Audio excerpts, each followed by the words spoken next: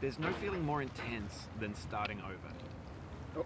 If you deleted your homework the day before it was due, as I have, or if you left your wallet at home and you have to go back after spending an hour in the commute.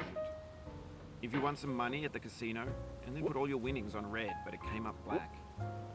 If you got your best shirt dry cleaned before a wedding and then immediately dropped food on it. If you won an argument with a friend and then later discovered that they just returned to their original view. Starting over is harder than starting up. If you're not ready for that, like if you've already had a bad day, then what you're about to go through might be too much. Feel free to go away and come back. I'll be here. Alright, thanks for coming with me on this trip. I'll understand if you have to take a break at any point. Just find a safe place to stop and quit the game. And don't worry, I'll save your progress, always, even your mistakes. This game is a homage to a free game that came out in 2002, titled Sexy Hiking. The author of that game was Jazzuo, a mysterious Czech designer who was known at the time as the father of B games. And B games are rough assemblages of found objects. Designers slap them together very quickly and freely, and they're often too rough and unfriendly to gain much of a following. They're built more for the joy of building them than as polished products. In a certain way, Sexy Hiking is the perfect embodiment of a B game. It's built almost entirely out of found and recycled parts, and it's one of the most unusual and unfriendly games of its time. In it, your task is simply to drag yourself up a mountain with a hammer. And that act of climbing, in the digital world or in real life, has certain essential properties that give the game its flavor. No amount of forward progress is guaranteed. Some cliffs are too sheer or too slippery. And the player is constantly, unremittingly in danger of falling and losing everything. Anyway, when you start Sexy Hiking, you're standing next to this dead tree that blocks the way to the entire rest of the game. It might take you an hour to get over that tree, and a lot of people never got past it. You prod and you poke at it, exploring the limits of your reach and your strength, trying to find a way up and over. And there's a sense of truth in that lack of compromise. Most obstacles in video game worlds are fake. You can be completely confident in your ability to get through them once you have the correct method or the correct equipment or just by spending enough time. In that sense, every pixelated obstacle in Sexy Hiking is real. The obstacles in Sexy Hiking are unyielding, and that makes the game uniquely frustrating. But I'm not sure Jazzuo intended to make a frustrating game. The frustration is just essential to the act of climbing, and it's authentic to the process of building a game about climbing. A funny thing happened to me as I was building this mountain. I'd have an idea for a new obstacle, and I'd build it, test it, and it would usually turn out to be unreasonably hard. But I couldn't bring myself to make it easier. It already felt like my inability to get past the new obstacle was my fault as a player rather than as a builder. Imaginary mountains build themselves from our efforts to climb them, and it's our repeated attempts to reach the summit that turns those mountains into something real.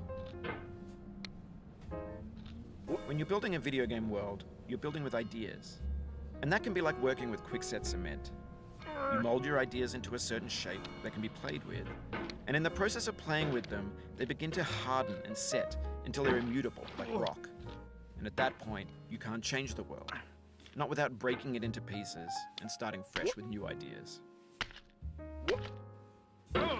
For years now, people have been predicting that games would soon be made out of prefabricated objects, bought in a store and assembled into a world. And for the most part, that hasn't happened, because the objects in the stores are trash. I don't mean they look bad or that they're badly made, although a lot of them are. I mean they're trash in the way that food becomes trash as soon as you put it in the sink.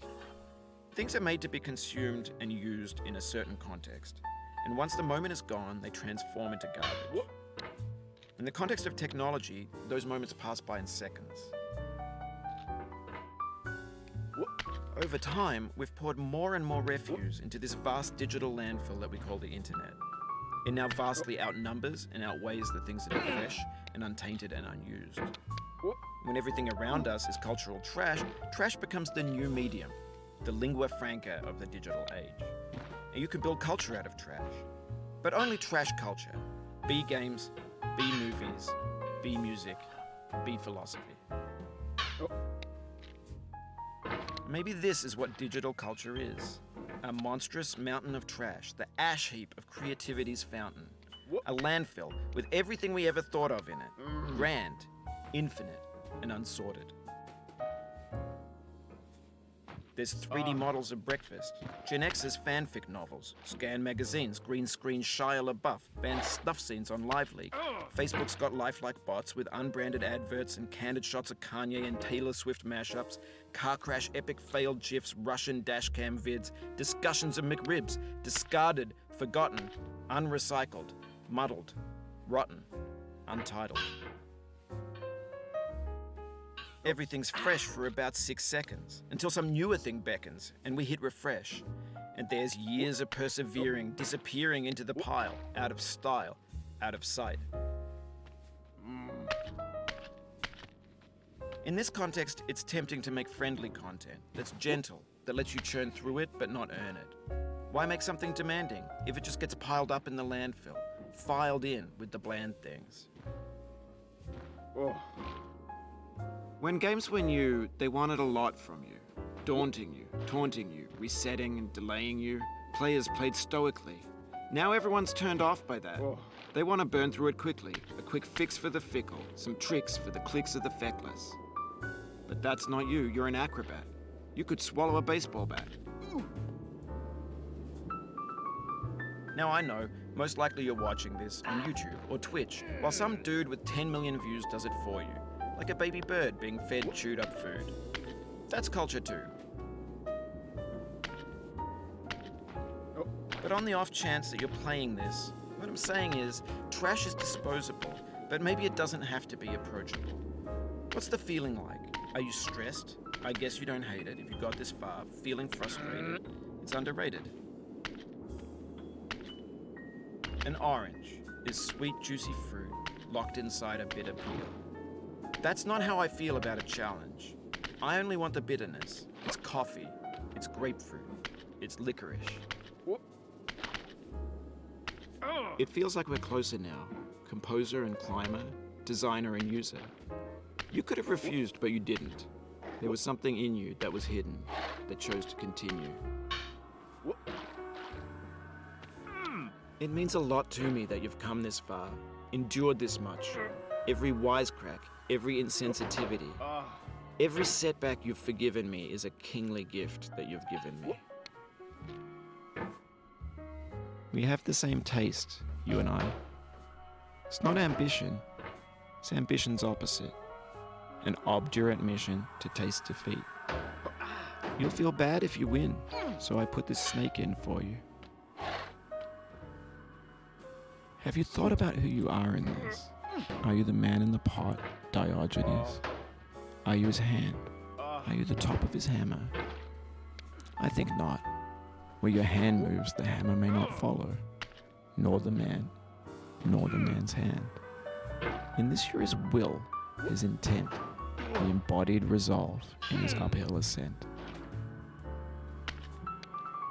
Now, you've conquered the ice cliff, the platforms, the church, and the rectory, the living room and the factory, the playground, the construction site, the granite rocks, and the lakeside. You've learned to hike. There's no way left to go but up, and in a moment I'll shut up. But let me say, I'm glad you came. No.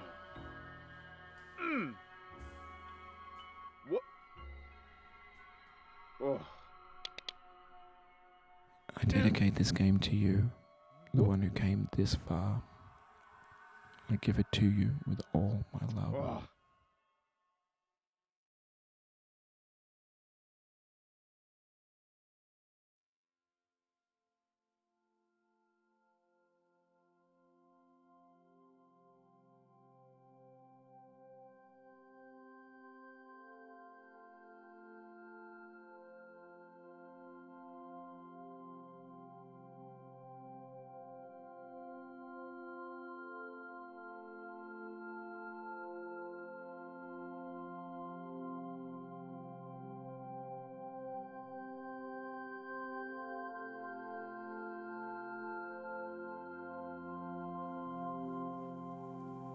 I'm going down the road feeling bad. Lord, I'm going down the road feeling bad.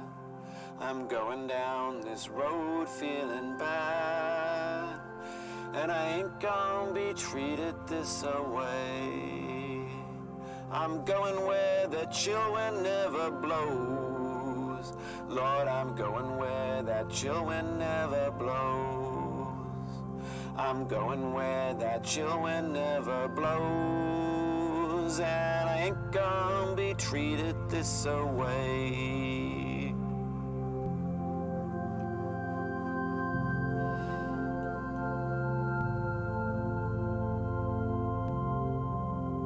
I'm going where the climate suits my cauldron.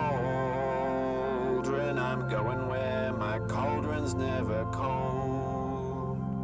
I'm going where the climate suits my cauldron. I ain't gonna be treated this away.